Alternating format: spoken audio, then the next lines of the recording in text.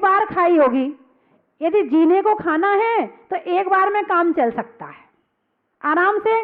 साधु संत एक टाइम भोजन लेते हैं, एक टाइम आहार लेते हैं और 40-40 किलोमीटर पैदल चल लेते हैं।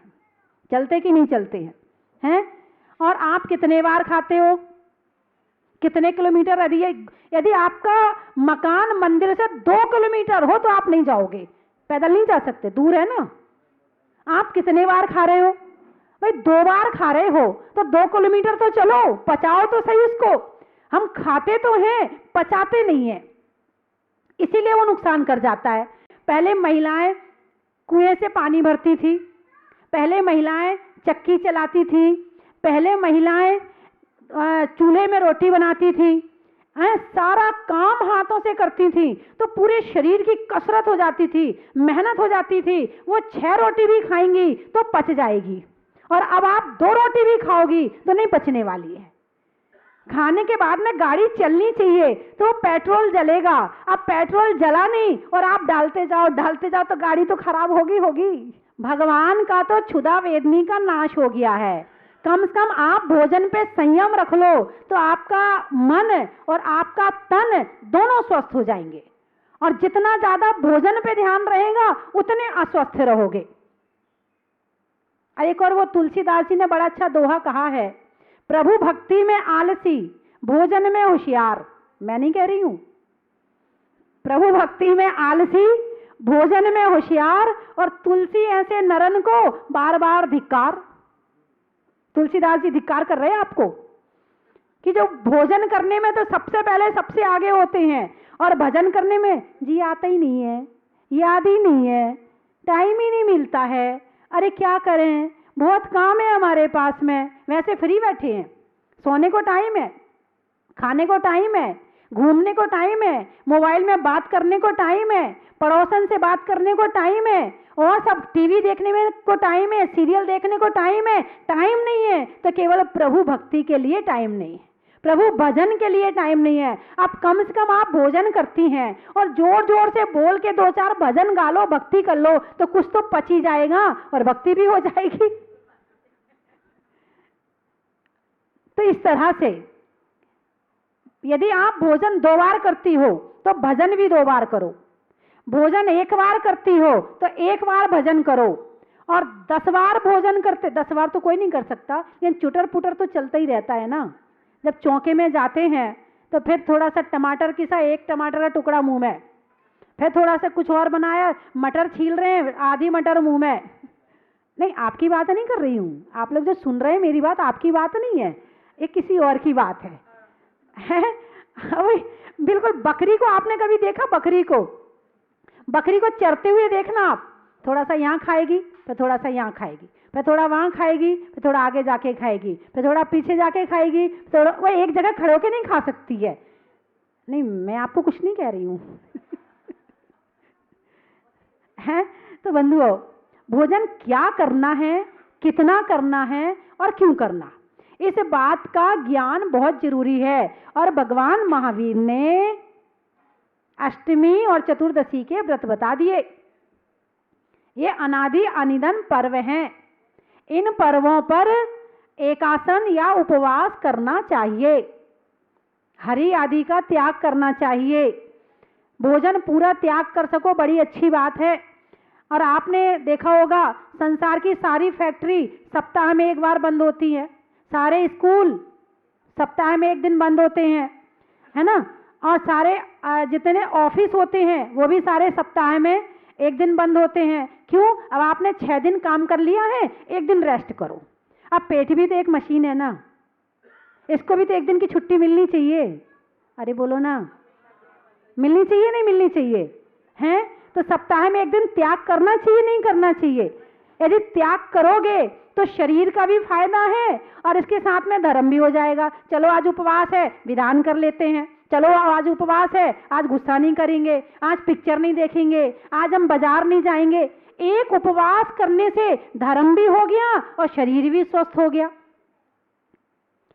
इसीलिए व्रत उपवास आदि करते रहना चाहिए। आप नमोकार मंत्र के व्रत कर लो, भक्तांबर के व्रत कर लो, 30-24 के व्रत कर लो, पंच कल्याणक के व्रत कर लो, है ना, कर्म दहन के व्रत कर लो, और ज्यादा लंबे करने हैं तो 1234 के व्रत कर लो। आप देखोगे कि जितना स्वास्थ्य खराब रहता था, व्रत आदि करने से स्वास्थ्य उतना अच्छा हो जाएगा, क्योंकि एक तरफ तो पुण्य बढ़ा और एक तरफ शरीर को खाना थोड़ा सीमित मिला। तो बेचारा वो जो कोई व्रत करेगा ना, और जो लोग उपवास करने मेरे कहने से शुरू कर देंगे, तो उनका पेट ना मुझे धन्यवाद देगा। वो कहेगा माता जी थैंक यू, ये बहुत अत्याचार करते थे हमारे ऊपर, इतना डालते थे कि हम पचा नहीं पाते थे, और ये फिर डाल देते थे, हम पचा नहीं पाते थे, वो फिर डाल देते थे। बहुत अच्छा किया आपने एक दिन का छुड़वा दिया। छोड़ोगे नहीं छोड़ोगे? छोड़ोगे ना आप लोग? छोड़ेंगे ना? चलो ये बड़ा अच्छा हो गया, एक दिन जरूर करना, और कम से कम 2-4 महीने का तो नियम लेके देखो कि अष्टमी चतुर्दशी एकासन करेंगे। उपवास कर सको बड़ी अच्छी बात है, एकासन शुरू करो। शुरू में शरीर थोड़ा सा बोलेगा, शुरू में शरीर थोड़ा सिर दुखेगा, ये होगा वो होगा, लकड़ी टूटती है तो आवाज तो होती है ना, और जब पूरी टूट जाए फिर आवाज नहीं होती है, फिर तो अलग अलग पड़ जाते। ऐसे शरीर थोड़े दिन बोलेगा फिर चुप हो जाएगा। तो अष्टमी और चतुर्दशी को एकासन जरूर करना चाहिए। बाजार के खाने का त्याग कर दो, आलू प्याज का त्याग कर दो, और वैसे तो आलू प्याज खाना ही नहीं चाहिए। अनंत त्रस्त जीव होते हैं, निगोदिया जीव अनंत होते हैं, त्रस्त जीव होते हैं। एक आलू खाने का मतलब अनंत जीवों की हत्या कर दी, अनंत जीवों की। एक सामान्य श्रावक को तो करना खाना ही नहीं चाहिए। आलू प्याज ये म्लेच्छों का भोजन है, ये श्रावकों का भोजन नहीं है। आपके हिसाब का जो भोजन है वही आपको करना चाहिए। पानी पियो छान के, तो पानी भी छान के पीना चाहिए। पानी छान के पीते कि नहीं? बड़ा मुश्किल, बहुत कठिन नियम है। आज नहीं, अब तो कठिन हो गया, लेकिन पहले के लोग जैनों की पहचान कैसे करते थे? उनके पास में लोटा, डोर और छन्ना, 3 चीज साथ लेकर चलते थे। और जब वो दूर से देखते थे, अच्छा कोई लोटे से पानी खींच रहा है अपने लोटे से और उसके साथ में छन्ने से छान रहा है, ये जरूर जैनी होगा। ऐसे पहचान हो जाती थी। अब कोई पहचान सकता है क्या? अरे बोलो ना, हैं? पेड़ों में गन्ना का, शादी में बन्ना का, और जैनों के लिए छन्ना का बड़ा ही महत्व है। चावल के छानने का, चावल के छानने का, बुरी चीजों को नीचे डालने का, और भगवान महावीर की बात मानने का।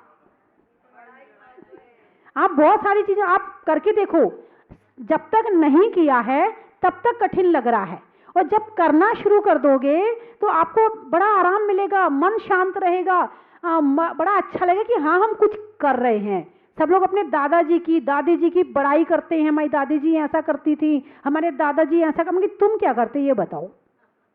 नहीं, हमसे तो नहीं हो पाता है।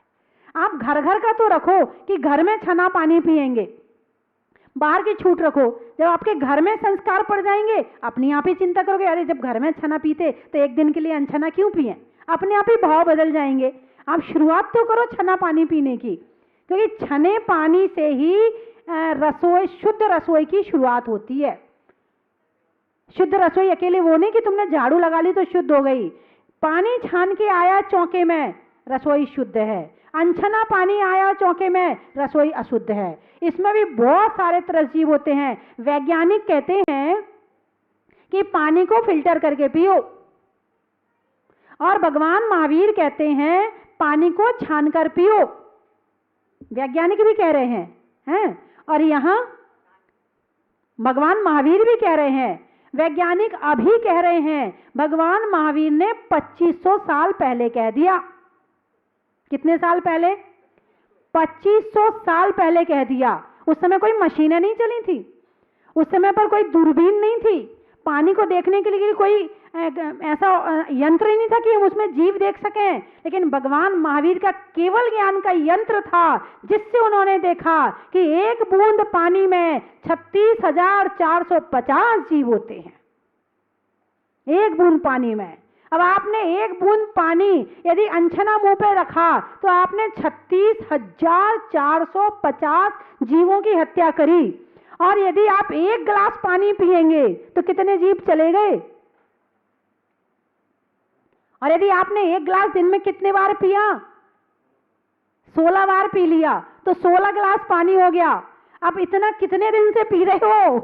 विचार करो कितनों की हत्या कर चुके हो हैं। तो इसीलिए भगवान महावीर के कहे अनुसार पानी में जीव होते हैं और वैज्ञानिक के अनुसार कीटाणु होते हैं। वो आपके पेट में इन्फेक्शन पैदा कर देंगे, आपका पेट खराब हो जाएगा। भगवान महावीर कहते हैं जीव जंतु होते हैं, उन्हें बचाकर चलो, पानी के जीव पानी में पहुंचाओ, छना पानी तुम पियो जिससे तुम भी स्वस्थ रहोगे और जीव भी बच जाएंगे। बात समझ में आई? पानी के जीव पानी में चले जाएं, इसलिए पानी छानना चाहिए। जल के जीव जल में चले जाएं। हमारे हाथों से इतने सारे जल कायिक जीव की मृत्यु ना हो तो पानी छाना, और जो छन्ना होता है उसमें जीवाणी कर दी, विलछानी कर दी, तो वो पानी के जीव पानी में चले गए, तुम्हें पानी भी मिल गया और उनकी हत्या भी नहीं हुई। ये एक महिला का काम होता है। एक जो वास्तव में श्राविका है वो घर की रसोई शुद्ध ऐसे बनाती है, तब कहीं जाकर वो श्राविका कहलाने की अधिकारी है। यदि पानी छना नहीं है तो सारा भोजन कैसा हो गया? अनछना हो गया। और जब सारा भोजन ही अनछने पानी से बना है तो भोजन शुद्ध हुआ क्या? अरे बोलो ना, आप लोग तो सुस्त हो गए या खो गए या सो गए। बोलो क्या हुए? खोए या सोए? खो गए। हाँ फिर ठीक है, आप खो गए हैं, ठीक है।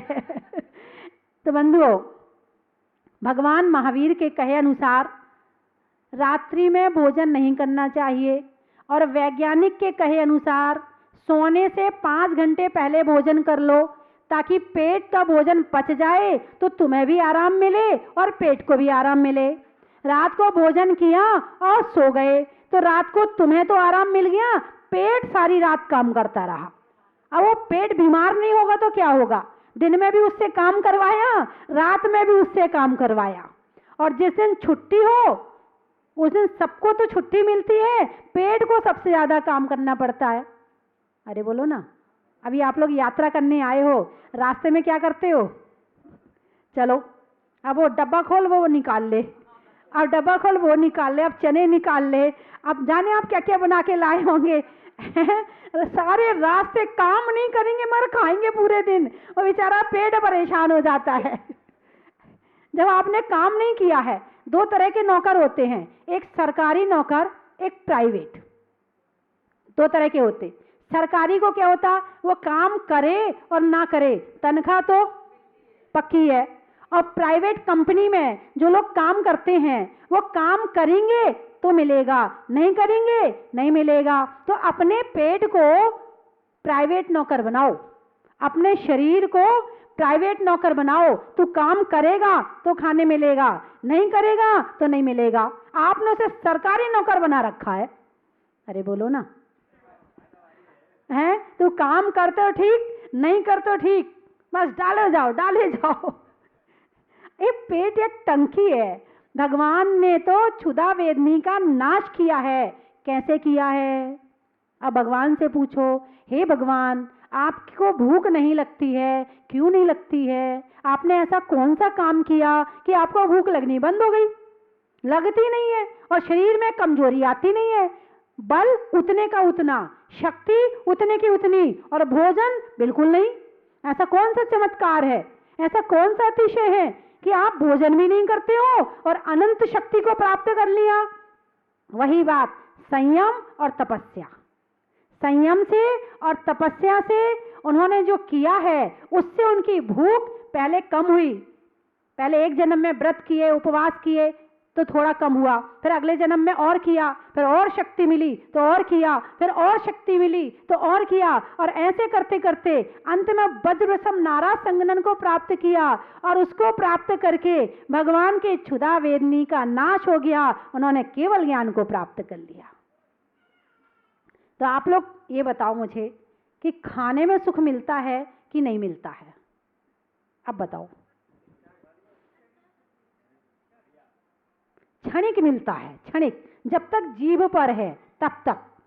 घाटी नीचे माटी है, ये घाटी है, घाटी से नीचे आया मिट्टी बन गया। अब गले में स्वाद आता है क्या? गले के नीचे स्वाद आता है क्या? पेट को भी स्वाद आ रहा है क्या? किसको स्वाद आता है? कितनी देर मुंह में रखते हो? रसगुल्ला कितनी देर मुंह में रखा जाता है?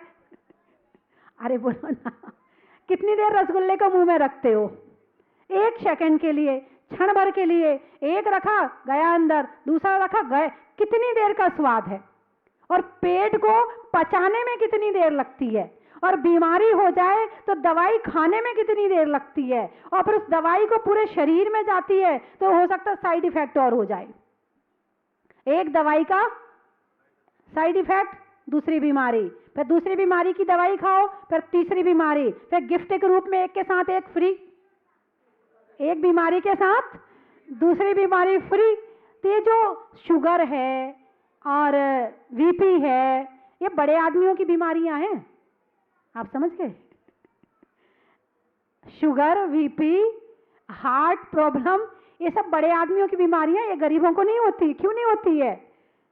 वो शरीर से इतनी मेहनत कर लेते हैं कि जितना रूखा सूखा खाते हैं वो पच जाता है, वो कुछ नहीं खाते हैं। आप दोपहर को देखो, मजदूरों के डिब्बे में प्याज रोटी मिलेगी सूखी, बस वो चटनी मिर्ची की और प्याज और रोटी, या एक आध सब्जी मिलेगी, इससे ज्यादा नहीं। आपके जितना घी नहीं खाते हैं, आपके जितना दूध नहीं पीते हैं, वो चाय भी बनाते हैं तो हो सकता है शक्कर 50-50 ग्राम खरीद के लाते हो, तेल भी लाते होंगे तो इतनी इतनी सी शीशी में खरीद के लाते हो।